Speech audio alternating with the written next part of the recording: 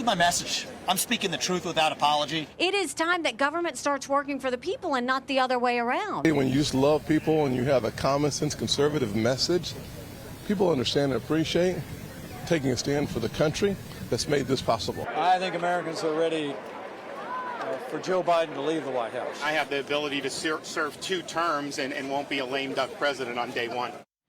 Republican candidates taking their messages straight to Iowa voters.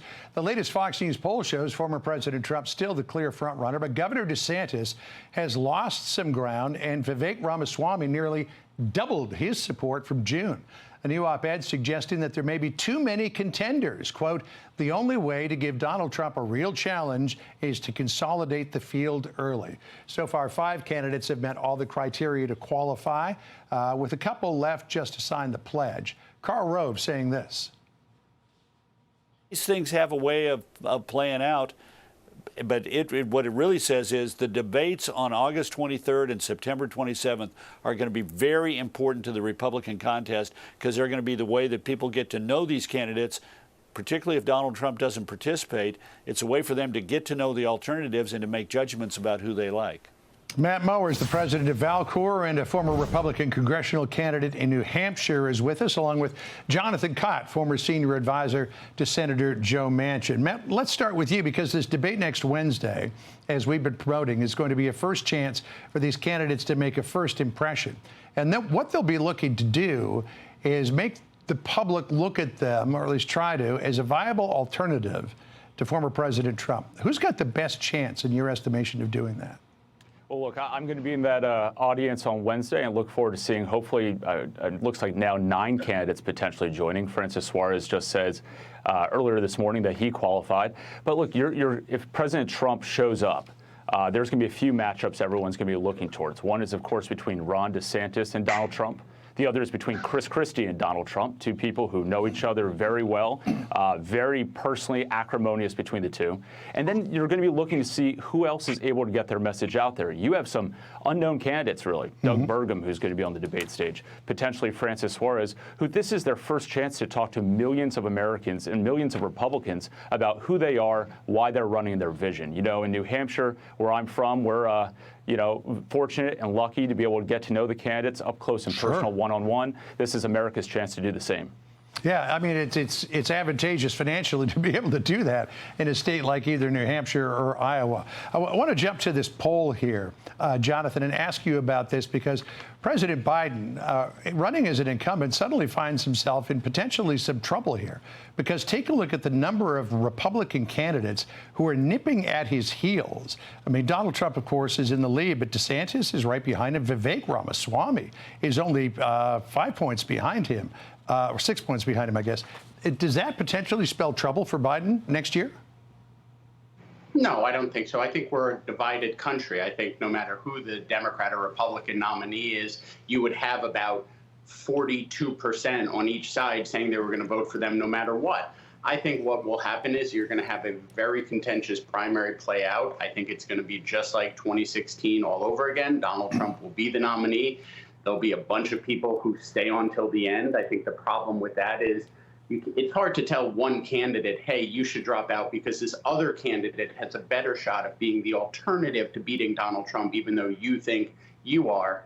And once that ugly primary comes to an end and 4 or 5 trials for Donald Trump are underway, I think the contrast between Joe Biden and the Republican nominee is going to be stark, and one that Democrats are happy to run on. I mean, we're celebrating 1 year of the IRA.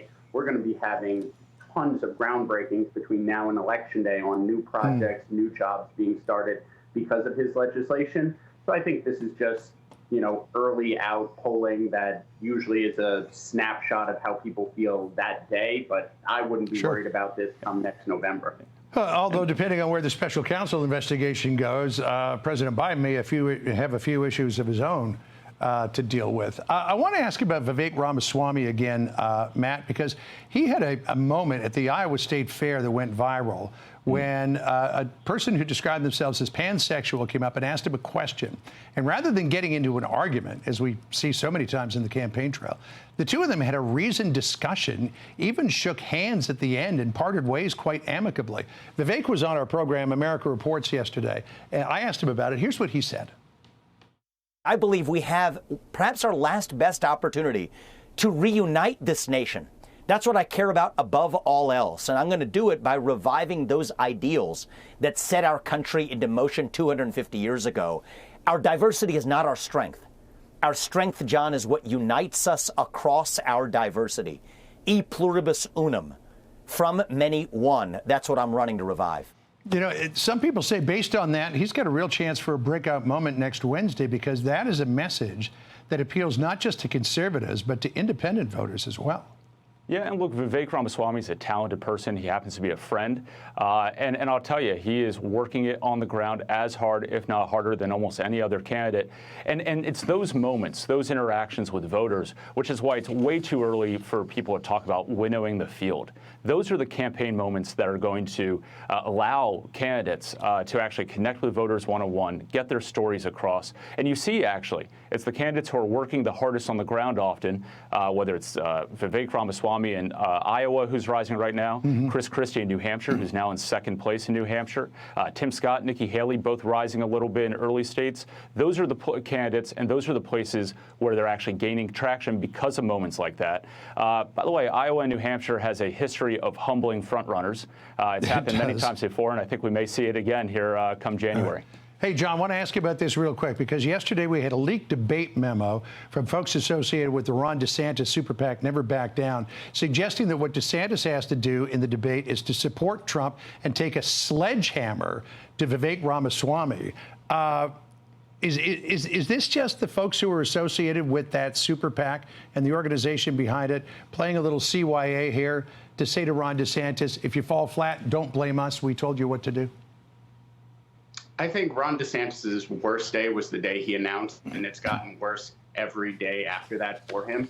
It just turns out people don't like Ron DeSantis, and $100 million super PAC leaking memos to say, hey, don't be yourself and be different, and attack a guy that you haven't even recognized as a real opponent, which, by the way, Ron DeSantis should be more focused on Vivek Ramaswamy and Chris Christie than Donald Trump, because he's a lot closer to them. Yeah. So I think this is a bad moment for Ron DeSantis, and it's only going to get worse. All right, we'll see what happens on Wednesday. We got to run. Jonathan Kott, Matt Mowers, great to catch up with you. Thank you so much. Hey everyone, I'm Emily Campagno. Catch me and my co-hosts Harris Faulkner and Kaylee McEnany on Outnumbered every weekday at 12 p.m. Eastern, or set your DVR. Also, don't forget to subscribe to the Fox News YouTube page for daily highlights.